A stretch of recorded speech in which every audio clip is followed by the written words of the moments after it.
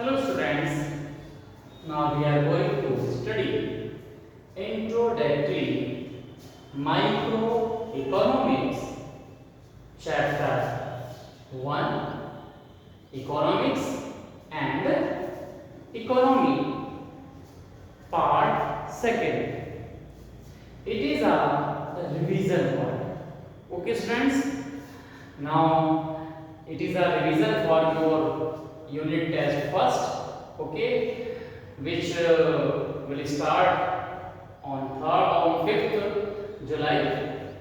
Okay, in last video we also revised, हमने last video में भी रिवाइज किया था। उसमें आपने जो इंट्रोडक्टरी जो आपका पोर्शन था जिसमें माइक्रो इकोनॉमिक्स जो इकोनॉमिक्स आपके पास था, इकोनॉमिक थी और उसके जो इकोनॉमिक प्रॉब्लम है उनके बारे में डिस्कस किया था, उसको रिवाइज किया था। सेम उसके नेक्स्ट जो आपके पास पोर्शन है जिसमें आपके पास micro economics, okay, macro economics and then after we also discuss positive economics and non negative economics. तो हम ये जो हमारे पास पॉइंट है इन सब पॉइंट पर हम आज डिस्कस करेंगे, हम उसको रिवाइज करेंगे कि किस तरह से हम उसको अच्छी तरह से समझ सकते हैं। तो ये आपके पास क्या है, माइक्रो इकोनॉमिक्स और मैक्रो इकोनॉमिक्स। ये आप समझ लीजिए कि ये दोनों जो हमारे पास है, both micro and the macro economics, both are the pillar of economics.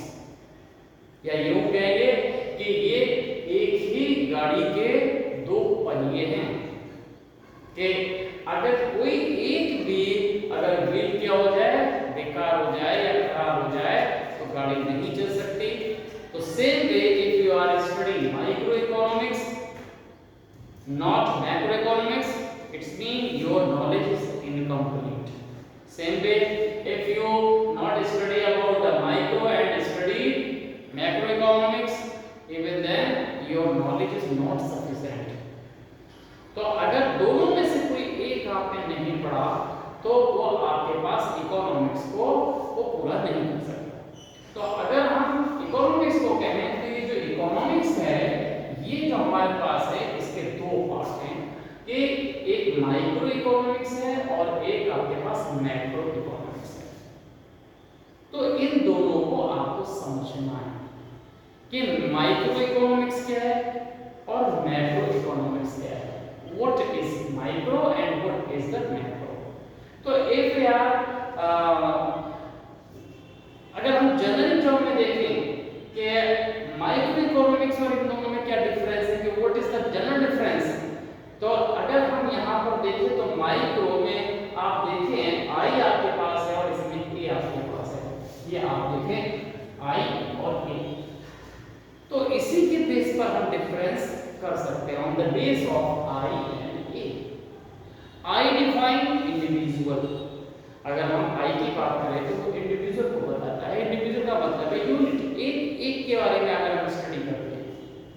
वैसे तो जो हमारे पास माइक्रो इकोनॉमिक्स है उसको हम स्मॉल कहते हैं, और अगर माइक्रो में वर्ड देखें तो आपको मालूम है कि एक साइंटिफिक वर्ड है, लेटिन आप कह सकते हैं, वहां से लिया गया है। तो जो इकोनॉमिक्स में एक यूनिट को बताता है, और अगर हम वाइड में उसको देखें तो ये बहुत छोटा पार्ट है जो हमें आंख से नहीं दिखाई देता। तो यहाँ पर इकोनॉमिक्स में इसे हम इंडिविजुअल यूनिट की हम बात करते हैं, और ये जो है वो आपके पास एग्रीगेट की बात करता है। तो अगर हम यहाँ से देखें कि यहाँ पर जो यूज हुआ है वो है आई। तो आई क्या है, आई जो डिफाइन करता है वो आपको क्या डिफाइन कर रहा है, आई डिफाइन कर रहा है इंडिविजुअल। ये आपके पास क्या है, इंडिविजुअल जो हमारे पास है इसको हमारे लिए डिफाइन कर रहा है इंडिविजुअल।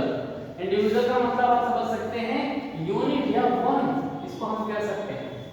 और ऐसे ही हमारे पास यहाँ जो ए आपके पास डिफाइन कर रहा है, ये जो ए है आपके पास ये डिफाइन कर रहा है, ये डिफाइन करता है आपको एग्रीगेट। अगर हम यहाँ पर देखें तो ये आपके एग्रीगेट को डिफाइन करता है, एग्रीगेट। और एग्रीगेट का मतलब कह सकते हैं हम होल। एंड एंटायर, ओके, सारी यूनिट्स को, सम ऑफ ऑल इंडिविजुअल्स को हम एग्रीगेट बोलते हैं। तो हम माइक्रो इकोनॉमिक्स कहते हैं कि इट इज ए स्टडी या it is a branch of the economics which deal with the problems related to the individual needs as a one.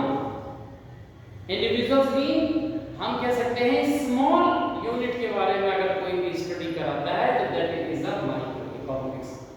तो it is a economics which deal the problem related to individuals, जो individual से related issues हैं, issues और problems हम बहुत यहाँ दे सकते हैं कि it is a part of economics in which we study which related to the issues and problem related to the individuals। तो अगर हम इंडिविजुअल्स की प्रॉब्लम को स्टडी कर रहे हैं, उनके इश्यूज को स्टडी कर रहे हैं, तो वो हमारे पास माइक्रो इकोनॉमिक्स होता है। ये आपने पहले भी पढ़ा है, एक बार फिर से आप इसको रिवाइज कर लें कि माइक्रो इकोनॉमिक्स का मीन है कि the problem which is related to the individual. तो इंडिविजुअल से जो रिलेटेड प्रॉब्लम्स हैं उनकी स्टडी कराने वाली जो ब्रांच है वो इकोनॉमिक्स में माइक्रो इकोनॉमिक्स के नाम से जानी जाती है। तो इसका मतलब क्या हो गया, अगर हम एग्जांपल की बात करें कि जैसे मान लीजिए कि आपके पास एक फैमिली हो, फैमिली में काफी मेंबर्स है, अगर हम जॉइंट फैमिली की बात करें तो उसमें तो और भी मेंबर्स होते हैं। अगर हम उसमें एक किसी मेंबर की बात करते हैं, क्या हम क्या करें, मान लीजिए कि पूरी फैमिली और फैमिली में हर पर्सन के अलग अलग आपके पास क्या होती है, प्रॉब्लम्स होती हैं।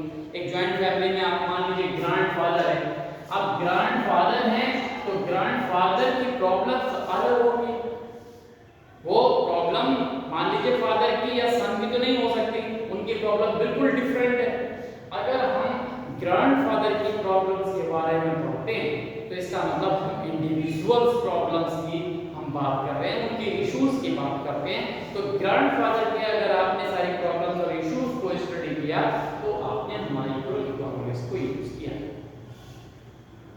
अगर आपने फैमिली की प्रॉब्लम्स को एक साथ रिलेट किया, सबकी प्रॉब्लम को एग्रीगेट के फॉर्म में, क्या अगर हमने उसको स्टडी किया, पूरी फैमिली को हमने लेकर चले कि फैमिली में अगर हमने एक्सपेंसेस की बात की, हमने उसकी स्टेटस की बात की, उनका जो आपके पास है रहना और इन सब की हमने बात की, तो वो एग्रीगेट आ जाता है, वो जनरल पूरा लेवल आ जाता है, तो हम कहते हैं फैमिली लेवल।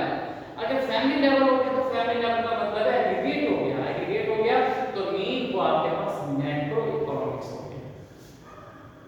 तो if we are study about the one person of the family, that mean we are studying about the microeconomics.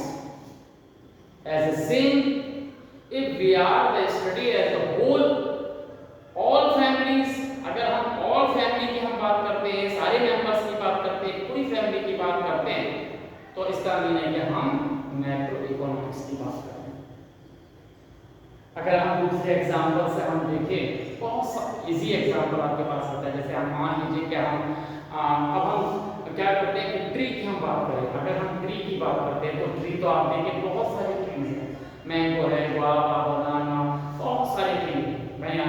इन सब ट्रीज की अगर हम बात करते हैं, अलग अलग हम बात करें, अगर हम बात करते हैं बनियान ट्री की, या आपके पास जो आपके पास पीपल का जो आपके पास ट्री है, अगर हम उसकी बात करते हैं, हम मैंगो ट्री की बात करते हैं, पर्टिकुलर ट्री की बात करते हैं, तो हम किसकी बात कर रहे हैं, इंडिविजुअल किसी ट्री की बात कर रहे हैं, तो वो आपके पास क्या होगा, माइक्रो इकोनॉमिक्स होगा। लेकिन अगर हम सारे ट्रीज की बात करें, मतलब ये कि अगर हम यहाँ पर एग्जांपल को थोड़ा सा मॉडिफाइड कर लें, अगर एक ट्री है तो वो माइक्रो इकोनॉमिक्स में आ जाएगा। और अगर हम फॉरेस्ट की बात करते हैं, अब तो फॉरेस्ट है तो फॉरेस्ट का मतलब क्या हो गया, सारी ट्रीज इसके अंदर है, तो सारे ट्रीज अगर हम देखें माइक्रो इकोनॉमिक्स में आ जाएंगे। तो वो अगर फॉरेस्ट है तो फॉरेस्ट किसका एग्जांपल हो जाएगा, मैक्रो इकोनॉमिक्स का एग्जांपल। तो इसीलिए आपसे ये कहा गया है कि अगर जिसके बारे में भी पूछा जाए आप उसी के बारे में लिखिए। अगर एग्जांपल आपके पास पूछा जाए कि what are the example of micro economics, तो माइक्रो इकोनॉमिक्स के एग्जांपल आप कहां क्या देंगे, तो माइक्रो इकोनॉमिक्स में एग्जांपल आप वो सारे आपके पास टॉपिक डील करते हैं। इसमें आपके पास कंज्यूमर आ जाता है, कंज्यूमर थ्योरी आपके पास आ गई, आपके पास यूटिलिटी आ गई, आपके पास डिमांड आ गई, थ्योरी ऑफ डिमांड आ गई, थ्योरी ऑफ सप्लाई आ गई, मार्केट की थ्योरी आपके पास आ जाती है। ये सब माइक्रो इकोनॉमिक्स का पोर्शन है। आपने जितना भी ये जो 11th में आप पढ़ रहे हैं, जो माइक्रो इकोनॉमिक्स आप पढ़ रहे हैं, ये पूरी बुक की जो आप इंडेक्स देखते हैं तो उसके सारे चैप्टर्स जो आप देखें तो वो माइक्रो इकोनॉमिक्स के एग्जांपल हैं। तो वो आप कोई भी एग्जांपल उसके अंदर लिख सकते हैं। इस ऐसे ही आपके पास मैक्रो इकोनॉमिक्स में अगर एग्जांपल पूछा जाता है तो वो आप जब 12th में आप पढ़ेंगे मैक्रो इकोनॉमिक्स, तो 12th में जो भी आपके पास इंडेक्स में चैप्टर्स हैं वो सब मैक्रो इकोनॉमिक्स। तो मैक्रो इकोनॉमिक्स का मतलब आप समझ लीजिए क्या हो जाएगा कि जब हम किसी इंडिविजुअल की स्टडी नहीं कर रहे, हम किसकी स्टडी कर रहे हैं, एग्रीगेट की स्टडी कर रहे हैं। वहां जहां आपको ये पता लगे कि ये जो हमारे पास प्रॉब्लम है या जो इशू है वो किसी एक पर्सन का नहीं है या एक व्यक्ति का नहीं है, पूरी कंट्री का है, पूरी सोसाइटी का है, तो वहां पर आपके पास एग्रीगेट आपके पास रहता है और वो मैक्रो इकोनॉमिक्स है। अभी आपको समझ में आ जाएगा कि हम एक सेंटेंस बोलेंगे और वो आपको समझ में आएगा कि ये सेंटेंस जो है वो पूरी कंट्री से रिलेटेड है। अगर पूरी कंट्री से रिलेटेड है तो वो स्टेटमेंट किसका होगा, मैक्रो इकोनॉमिक्स का होगा। कैसे अगर हम बोले, हम कहें कि अगर हम इंडिया की बात करते हैं तो इंडिया जो है हमारे पास, अगर हम इसमें बात करें तो यहाँ पर क्या है कि इंडिया में जो आप देख रहे हैं अनएम्प्लॉयमेंट ज्यादा है, यानी बेरोजगारी है।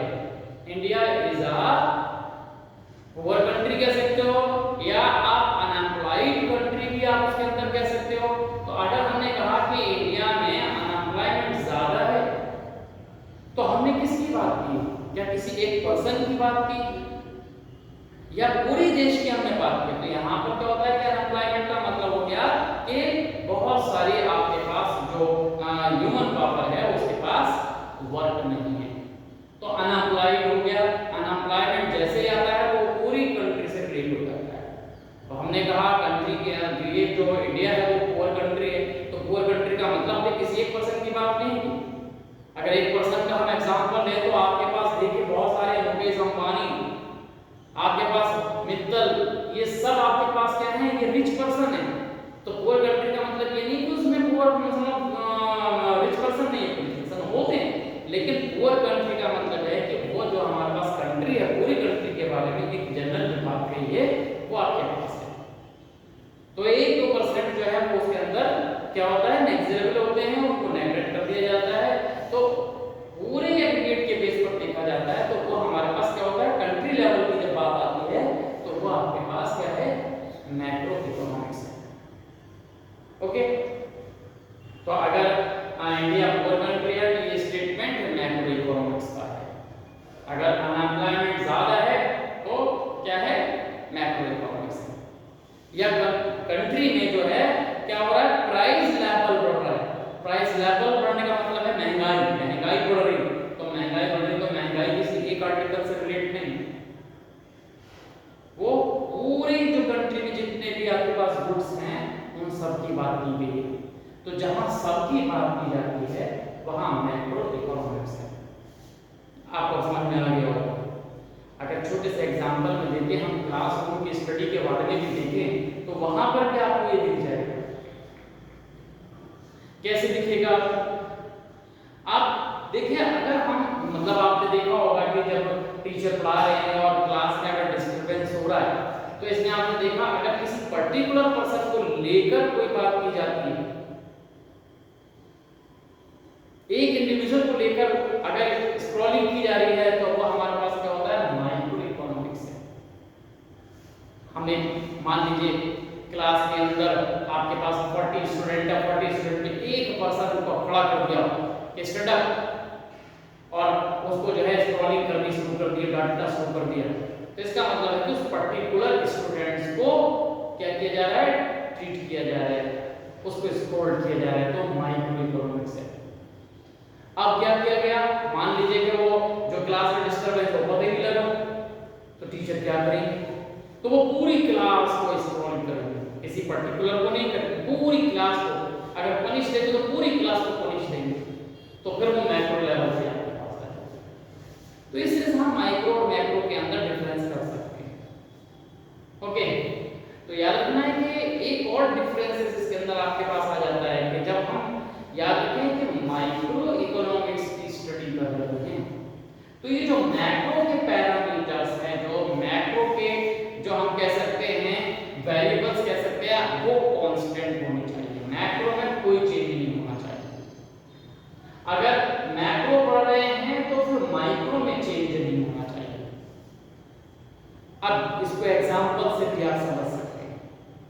मान लीजिए कि हम किसी भी स्टूडेंट की हम बात करते हैं कि जो उसका इनकम का लेवल है, क्योंकि नेशनल इनकम का मतलब क्या होता है, इंडिविजुअल वो पूरी कंट्री से रिलेटेड है, तो वो क्या हो गया, मैक्रो लेवल है।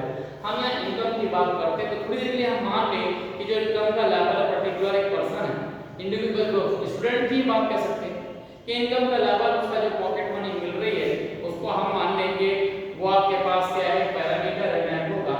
तो अगर वो क्या आपके पास एक कांस्टेंट है, मान लीजिए डेली उसको क्या मिल रहा है, 50 रुपीस या 100 रुपीस मिल रहा है, तो अगर 100 रुपीस मिल रहे हैं तो वो जैसा भी एक्सपेंडिचर कर रहा है उसके बेस पर वो करता है, और उस एक्सपेंडिचर के बेस पर हम कुछ ना कुछ उसके अंदर डिसीजन ले सकते हैं। जैसे मान लीजिए कि अगर स्टूडेंट को 100 रुपीस मिलते हैं और वो रोज कैंटीन पर जाता है, और कैंटीन पर वो चॉकलेट जो है वहाँ डिमांड करता है, रोज वो क्या करता है कि 20 रुपीस की जो चॉकलेट है वो खाता है। पहले दिन जाएगा और वो चॉकलेट 20 रुपए की डिमांड करेगा, फिर दूसरे दिन भी 20 रुपए की, तीसरे दिन भी 20 रुपए की। क्यों? क्योंकि 100 रुपीस उसकी जो पॉकेट मनी है वो लिमिट है, उसमें चेंज नहीं है, वो 100 रुपीस ही मिल रहे हैं उसे, तो वो कांस्टेंट है। तो इसलिए क्या होता है कि एक दिन हो गया, दूसरे दिन गया, तो कैंटीन का जो पर्सन है, ऑनर है, वो अच्छी तरह से वो आइडेंटिफाई कर लेता है कि पर्टिकुलर पर्सन जो है जब आएगा तो 20 रुपए की चॉकलेट मांगेगा।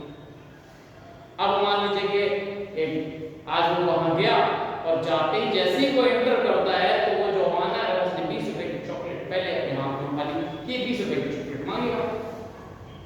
जैसे ही उसने उसको चॉकलेट देने के लिए हाथ बढ़ाया, उसने कहा नहीं, मुझे आज 50 रुपए वाली चॉकलेट चाहिए। अब वो सरप्राइज हो गया, क्यों उसने मांगी वो 50 रुपए? क्यों? क्योंकि आज उसकी पॉकेट मनी का लेवल वो चेंज है। आज हो सकता है कि उस पॉकेट मनी में उसको 200 रुपीस मिल गए या 300 रुपीस मिल गए, या कोई ना कोई उसको किसी ने उसको ऐसे गिफ्ट दे दी। तो इस तरह से क्या होगा कि उसने जैसे ही उसके जो मैक्रो का पैरामीटर चेंज हुआ, वैसे ही उसने अपने टेंडेंसी को चेंज कर दिया। फर्क पड़ गया कि माइक्रो जो है वो तभी तक आप उसके डिसीजन सही निकाल पाते हैं जब ये मैक्रो क्या है, कांस्टेंट है। ये आप याद रखें। इसी तरह से आपके पास क्या है कि जब मैक्रो आपके पास है तो वो माइक्रो जो है वो कांस्टेंट होनी चाहिए। आपने देखा होगा, आप देखिए फेयर की बात होती है, अगर मझौला से आप पीलीभीत तक ही जाते हैं एक एग्जांपल पे, और एक व्यक्ति का जो किराया है या बस का किराया है आप बरेली तक जाते हैं, तो आप मान लीजिए कि अगर उसका किराया जो है वो 90 रुपीस है तो सबसे 90 रुपीस लिया जाएगा, मैक्रो है वो कांस्टेंट है। लेकिन अगर वो किराया आपसे 200 रुपए मांगे तो आप उसको दो दोगे? कभी नहीं दोगे, आपको मालूम, क्योंकि मैक्रो कांस्टेंट है। तो इस तरह से हम कह सकते हैं कि आपके पास बात रहती है। ये जो हमारे पास होते हैं ना पैरामीटर्स, इनको आपको अच्छी तरह से समझना चाहिए। तो मैं जब माइक्रो की स्टडी कर रहे हैं तो ये कांस्टेंट होनी चाहिए, और अगर ये कांस्टेंट, अगर आप मैक्रो पढ़ रहे हैं तो फिर आपका माइक्रो भी कांस्टेंट होना चाहिए। ओके, तो ये आपको समझ में आना चाहिए। तो इस तरह से हम ये कह सकते हैं। ओके, ऐसे ही आप वर्किंग के ऊपर लेते हैं, आप वेज करते हैं, मजदूर को लेके आते हैं और मजदूर को लेकर आते हैं तो आप उसको वेज देते हैं, मजदूरी देते हैं। अगर वो 400 रुपए मुझे ले रहा है, आप 400 रुपए लेकर आए तो आप उसको 400 रुपए दे रहे हैं, लेकिन आपने जब देखा कि ये जो वर्क उसने किया है वो जो है सफिशिएंट नहीं, मान लीजिए कि आपने क्या ब्रिक्स को उठाने के लिए जो है उसको क्या किया, लेबर को हायर किया। आपने 9 बजे से लेकर शाम 4 बजे तक उसे क्या किया, हायर उसका एंगेज किया, और एक दिन में वो मान लीजिए कि 500 ईंटें उठाकर जो है वो एक जगह से दूसरी जगह रखता है। एग्जांपल के तौर पर 500 जो ईंट है वो उठाकर रखता है। आप उसे 400 रुपये दे देते। लेकिन अगर आप उसने क्या किया, आज उसने 100 रुपये नहीं उठाई, तो क्या आप उसे देंगे? क्योंकि आपको मालूम है कि जो माइक्रो है, जो जो वर्किंग है, वो क्या है, वो सबका एक कांस्टेंट होता है कि लगभग 500 ईंटें जो है वो उठनी चाहिए, वो एक जगह से दूसरी की जाना चाहिए। या आपने क्या किया कि मान लीजिए पेंटिंग कराई है, तो आपने देखा है वो पूरी वॉल पर पेंटिंग हो जानी चाहिए, तो आप उसे 400 रुपये दे देंगे। लेकिन आपने देखा कि उसने क्या किया है, 1/4 भी पेंटिंग नहीं की है, तो आप उसे फिर वो जो वेज है वो नहीं दोगे, क्योंकि इंडिविजुअल कैपेसिटी आपको मालूम है कि एक व्यक्ति कितना वर्क करता है। तो इस तरह से हम कह सकते हैं कि ये जो चीजें एक दूसरे पर इंटरडिपेंडेंट हैं, कि माइक्रो के बिना जो मैक्रो नहीं काम करती है और मैक्रो के बिना माइक्रो नहीं आप स्टडी करते हैं, तो सब ये आपके पास होनी चाहिए। तो ये आपको समझ में आ गया कि माइक्रो आपके पास किस तरह से वर्क करता है और जो मैक्रो है वो आपके पास किस तरह से वर्क करता है। मेन जो आपके पास है ये इंडिविजुअल वाला जो आपके पास फॉर्मूला है और जो एग्रीगेट है, इसको आप अपने दिमाग में रखें, तो ये आपको समझ में आ गया। आई गया होगा आपको, सारी चीजें आपने पहले से पढ़ रखी है। फिर इसके बाद हमारे पास दूसरे आपके पास टॉपिक आते हैं। एक टॉपिक है आपके पास पॉजिटिव इकोनॉमिक्स और दूसरा आपके पास है नॉन-नेगेटिव इकोनॉमिक्स। अब पॉजिटिव इकोनॉमिक्स क्या है? जब हम पॉजिटिव इकोनॉमिक्स की बात करते हैं कि जो पॉजिटिव इकोनॉमिक्स है ये आपके पास क्या है, what is the meaning of the positive economics? तो अब आप देखिए जो पॉजिटिव इकोनॉमिक्स है वो क्या है। तो पॉजिटिव इकोनॉमिक्स का मतलब आप एक समझ लीजिए कि जब हम क्या करते हैं, कोई भी स्टेटमेंट हो, ओके, कोई भी रिजल्ट्स हो, कोई भी मैटर हो, हम क्या करें, उसे बिना डिस्कस किए, बिना कोई आर्गुमेंट किए, बिना कुछ जांचे परखे आप उसे एज इट इज मान लेते हैं, एक्सेप्ट कर लेते हैं। क्यों कर लेते हैं? क्यों? क्योंकि उसके बारे में आप शुरू से आज तक पढ़ते चले आ रहे हैं। इसका मतलब है कि वो एक यूनिवर्सल ट्रुथ है और उसके लिए आप कोई बहसबाजी नहीं करते, कोई आर्गुमेंट नहीं करते। अब जैसे आपसे कहा गया है कोई भी स्टेटमेंट आपके सामने आता, भाई उसने कहा आपसे कि जो सन है वो ईस्ट में आपके पास राइज करता है, पूरब में निकलता है। आपने हाँ ये तो हमें मालूम है, बिल्कुल सही बात है, पूरब में निकलता है। तो आपने कोई भी बात उसके अंदर नहीं की, आपने कोई भी उसके अंदर आर्गुमेंट नहीं किया, एक्सेप्ट कर लिया, क्योंकि यूनिवर्सल ट्रुथ सबको पता है, पहले से ही आपको सब कुछ उसके अंदर दिया गया।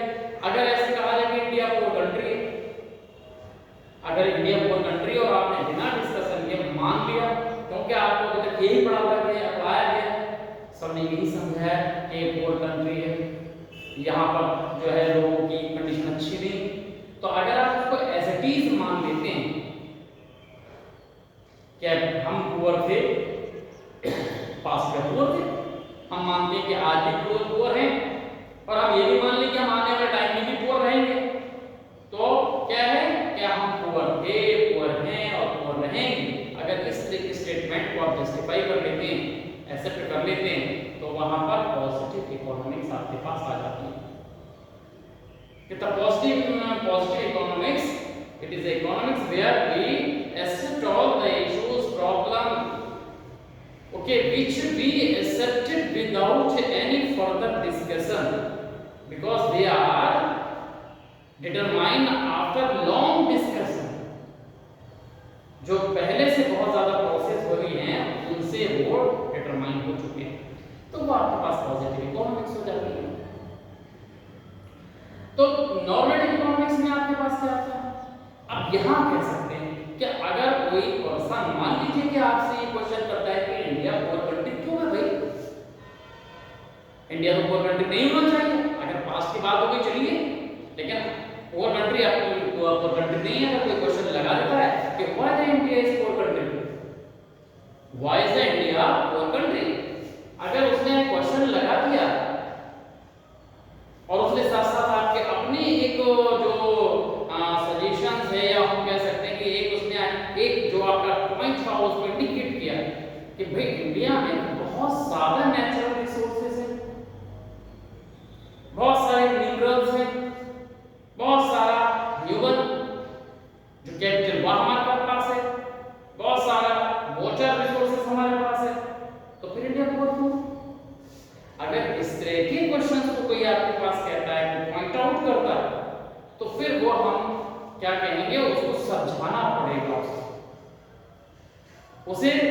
बताना पड़ेगा क्यों हमें। तो जब हम कहीं सजेशंस की बात करते हैं, कहीं हम सॉल्यूशन की बात करते हैं, तो वो नॉर्मेटिव इकोनॉमिक्स हो जाता है। तो नॉर्मेटिव इकोनॉमिक्स आपके पास सॉल्यूशन देता है, आपको क्योर देता है, सिम्टम नहीं बताता, वो क्योर भी करता है, सजेशंस भी करता है। अब कहा गया कि ज्यादा रिसोर्सेज है फिर भी हम बोल रहे हैं, तब आपको यहाँ पर क्या करना पड़ेगा, आपको तर्क देना पड़ता है, आपको बताना पड़ता है, पॉइंट आउट करना पड़ता है कि naturally we are the most resources are available in India, कि इंडिया में बहुत सारा रिसोर्सेज है आपके पास। आप आयरन ओर की बात करिए, आप यूरेनियम की बात करिए, बहुत ज्यादा है, but even then we are the poor. अब इसके लिए क्या सजेशन, क्या कहा गया, इसके लिए कहा गया कि ये जरूर हमारे पास है, but we have insufficient technology. हमारे पास जो है टेक्नोलॉजी नहीं, हमारे पास जो ह्यूमन कैपिटल होना चाहिए था वो नहीं, हमारे पास we have no strategy maker, हमारे पास जो स्ट्रेटजी मेकर वो नहीं है, हमारे पास प्लानर्स नहीं है, हमारे पास जो पॉलिसीज को बनाने वाले, हमारे पास जो मेथड्स को सेटअप करने वाले, जो रिसोर्सेज उनको यूज करने वाले नहीं, इसीलिए हम पुअर हैं। अगर हमारे पास ये सब हो तो हम क्यों पुअर हो रहे हैं? अगर हमारी कंट्री का नेचुरल रिसोर्सेज पूरी तरह से हो जाए तो हम पुअर नहीं रहेंगे, हम भी डेवलप्ड कंट्री में आ जाएंगे, but we are the poor because we have the policy for using the natural resources। आज भी हमारे यहाँ जो पॉलिसीज बनती हैं वो कैसी बनती हैं, हमारे नेचुरल रिसोर्सेज को यूज करने के लिए बनती है। आप ईयर में देखें, साल में देखें कि कितना गैलन पानी, लाखों गैलन पानी, करोड़ों गैलन पानी जो है, जो रेन वाटर है, वो हमारे इंडिया में क्या होता है, ऐसे ही बे ऑफ बंगाल में गिर जाता है, उसका कोई यूज नहीं होता। यूज की बात छोड़िए, आप देखें कि वो क्या होता है, जब बरसात ज्यादा हो जाती है तो हमारे यहाँ फ्लड्स आ जाते हैं, बाढ़ आ जाती है, नुकसान हो जाता है। तो बजाय हमारे पास यूज के वो क्या होता है, डिस्ट्रक्शंस वाली जो कैरेक्टर है वो क्रिएट हो जाता है, हम उसका यूज ही नहीं कर पा रहे।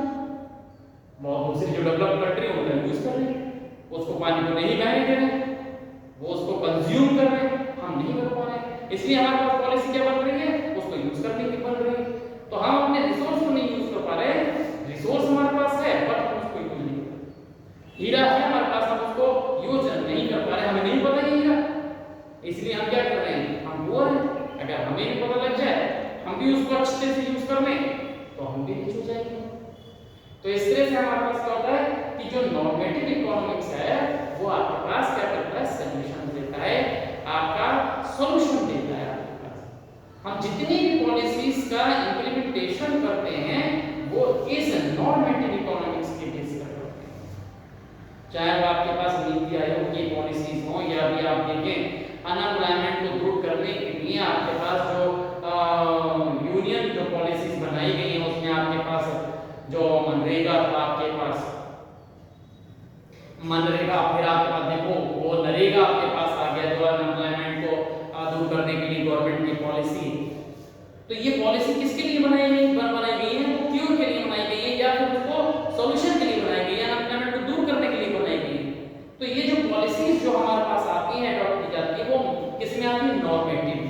अगर आप देखिए आपकी नरेगा पॉलिसी कौन सी इकोनॉमिक्स में आ गई, वो आपके पास वहां आ जाती है, नॉर्मेटिव में आ जाती है।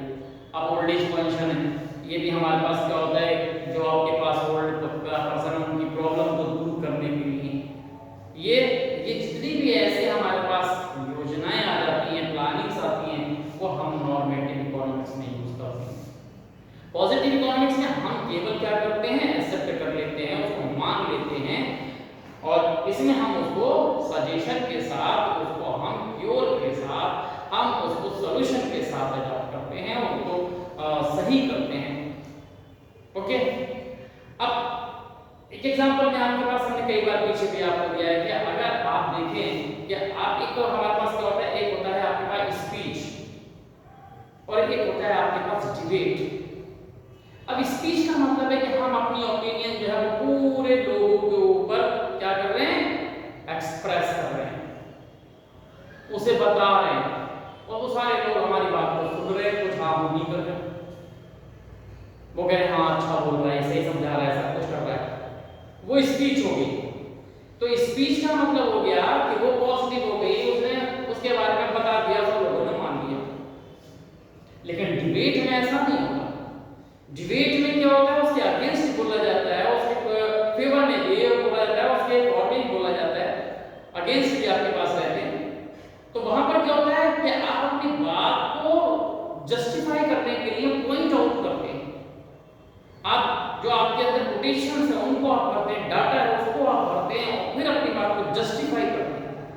तो आप जो कहना चाहते हो उसे आप क्या करते हैं, अपने जो डाटा है, अपने जो कोटेशंस है, आपके जो पॉइंट्स हैं उनके थ्रू आप समझाते हैं।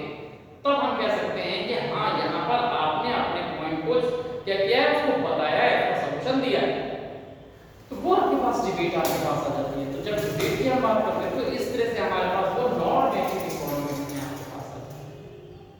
तो पॉजिटिव इकोनॉमिक्स आपके पास क्या होगा, जब आप किसी चीज को एज इट इज यूज करेंगे और ये जो आप सॉल्यूशन देंगे, तब आपके पास क्या हो जाएगा, वो आपके पास आ जाता है नॉन नेगेटिव इकोनॉमिक्स। तो इस तरह से आपने ये सारी चीजें इन दोनों में डिफरेंस, और ये दो जो क्वेश्चंस हैं इनमें से आप समझिए हर बार हर पेपर में आपके पास इसका डिफरेंस जरूर पूछा जाता है। तो ये अच्छी तरह से आप इसको तैयार करेंगे। तो ये आपके पास क्या है कि ये आप अच्छी तरह से इसको देखें, समझें और प्रिपेयर करें। ओके, तो आज ये आपके पास रिवीजन में चारों के डिफरेंस दोनों की आपके पास आपको समझ में आ गए होंगे। Okay, thank you.